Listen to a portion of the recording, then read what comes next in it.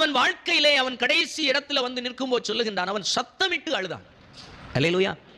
அவன் வாழ்வில் நடந்த அத்தனை காரியங்களையும் அவன் திரும்ப நினைத்து பார்த்து அவைகளுக்காக, எல்லா அவன் அனுபவித்த அனுபவங்களுக்காக கடைசியாக அவன் உடைந்து, தன்னுடைய இருதயத்தை உடைத்து, எல்லோருக்கும் முன்பு தேவன் முன்பாக, எல்லோரும் பார்க்க தேவனுக்கு முன்பாக அவன் சத்தமிட்டு அழுதான் என்று சொல்லி பார்க்கிறோம்.